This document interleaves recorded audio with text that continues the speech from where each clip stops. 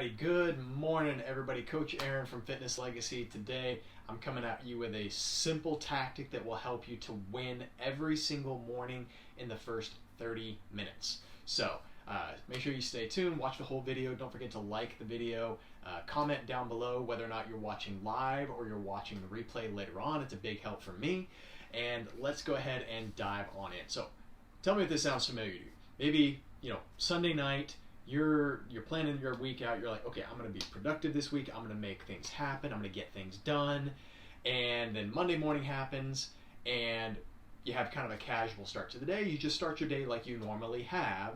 And then all of a sudden you feel like, you're trying to merge onto the freeway, but you haven't gotten up to speed, and boom, the day rear ends you and you're spending the whole day catching up, and it just does not turn out the way you want. You don't get to where you wanted to go because now you've got this other stuff to deal with.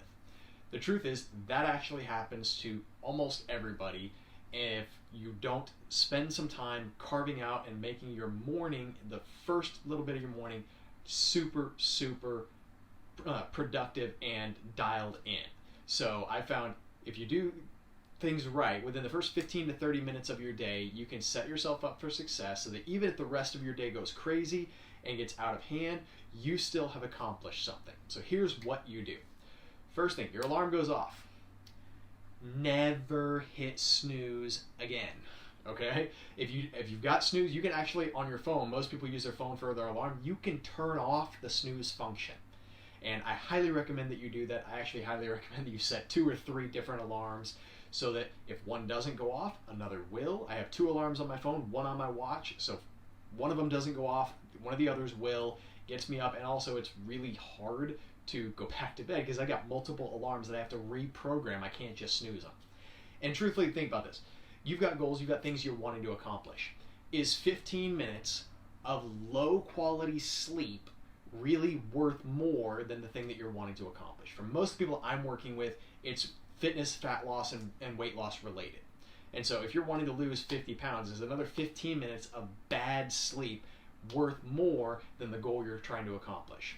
Most people say no. So stack things so that you can get up and get moving first thing in the morning. And then I highly recommend that you have 2 to 3 easy boxes to check off. They're going to move you forward. For my clients, what that looks like, everybody wakes up, use the restroom first thing. That's normal. And then I want my clients weighing themselves first thing, because this way we can check a box and we can collect some data on where they are. Their weight for that one day is not really super important, but seeing the collection of the weight over a period of time and what direction things are moving is very important, both for me and for my clients. So weigh themselves first thing, submit their data. Secondly, get some water in you. Okay? Water, most people, they wake up in a slightly dehydrated state. And so regardless of whatever your goal is, if you're wanting to think clearly, whatever you might be working towards, water is probably going to be a big help. So wake up and down 16 to 32 ounces first thing. Just guzzle it and move on. Okay? And then number 3, spend 10 to 30 minutes doing something that is expressly for the goal that you have in mind. Okay? If you're wanting to write a book, sit down and write anything for 15 minutes. You may decide later on, like, that's garbage, and throw it away, but at least you did it. You wrote something. Okay? Most of my clients, it's either to get their workout in first thing in the morning, or to go for a walk for 10 to 15 minutes first thing in the morning. Get up, get moving. And the idea, the phraseology that I use with my clients is this: blitz your day. Okay? I want you to get up and get moving and get something done before your body realizes you're awake. Okay? If you watch football, a blitz play is when the defense comes across the line and goes after the quarterback so hard and so fast. Their goal is to make the quarterback make a mistake, fumble the ball, or just lose some distance because they came after him so fast he didn't know what was coming. And what we want is your day is trying to get ground on you. We want you to get ground on your day before your day knows what's coming. All right? So wake up, no snooze. Okay? Do something that, kind of gets things going, is a start to your day. My clients, again, it's weighing and water. Okay, get some water in, water after you weigh, because 16 to 32 ounces of water is 1 to 2 pounds of water. And then get moving on your goal. All right? So, again, that could be anything at all that you're wanting to do. One of the things that I'm starting to work on myself is I've started studying karate again, started practicing, so I'm waking up practicing my katas. Get a few minutes of going through the motions, practicing for 10 minutes, get some reps in.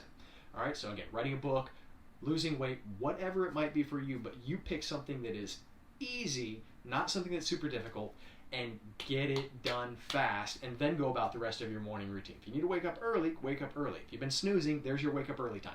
So there you go. Now, here's a question I sometimes get from clients. If you have to get up and get to work first thing, I work with police officers sometimes, and if they've got to be at work at 4 o'clock in the morning, all right, they're not going to wake up another 30 minutes earlier to do this. I totally get it.